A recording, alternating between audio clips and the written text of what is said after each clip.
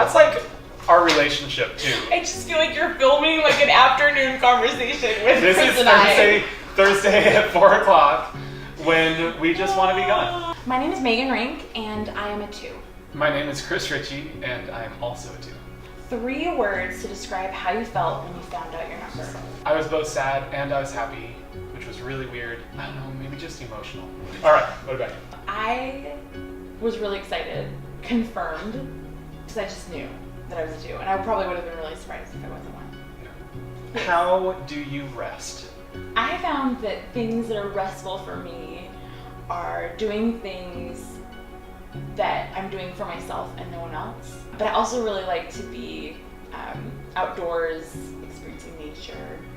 So I think I actually rest well when I'm out of the city, like just somewhere not close enough to feel like I have to respond to text messages or phone calls or anything else. All right, if your number personality could be personified in an animal, which animal?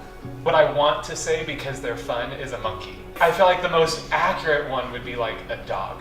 I feel like all of my dogs are not 2s. Like, they are not.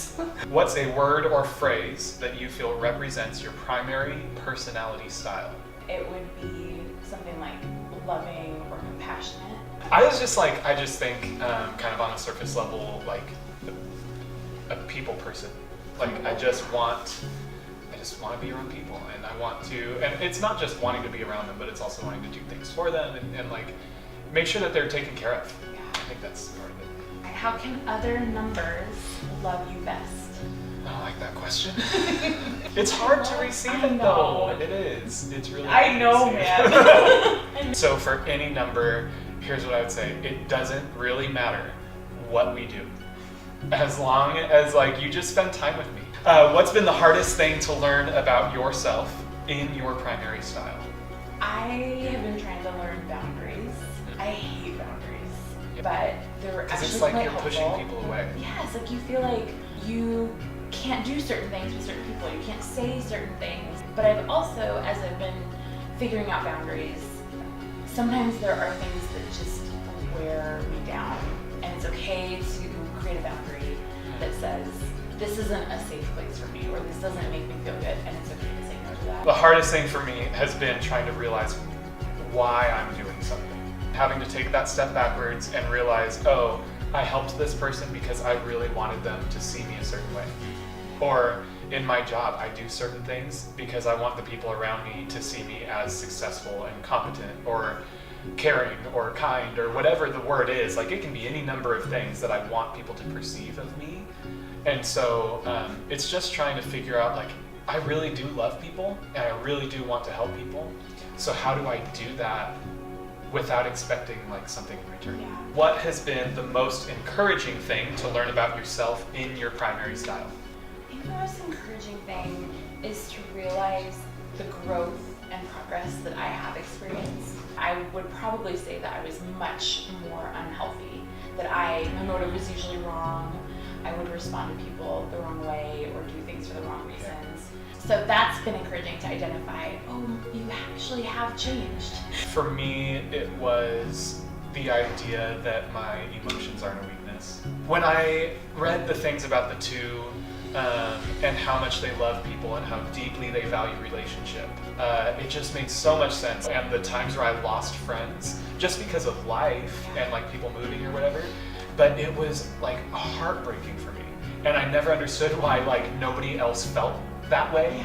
But it was just, relationships have such a deep hold on me, and I love so strongly that it was so validating to hear that that is a strength.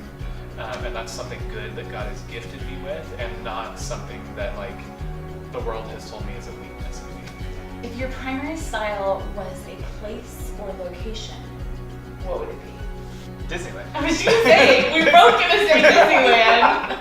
Explain briefly how your primary style affects the way you see yourself, other people, and God. I'm really hard on myself.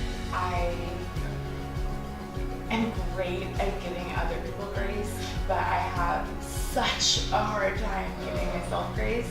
But I think I probably feel it more to the core of this is who I am, like this is what I need to do. I need to help others grow closer to him. I need to help others meet him. I've experienced a distance because I probably don't feel like I'm good enough to connect with him. I put a lot of energy into relationships and sometimes don't get anything back, and I've had to work through that and be okay with that. But I think it also helps a lot because I think that people feel very loved and cared for by me. So it's that balance of they feel good, but don't forget myself in the middle of it. Yeah.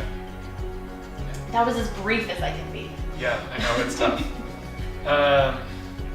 I love what you said. The way I see myself, it has really helped me to find value in myself outside of other people.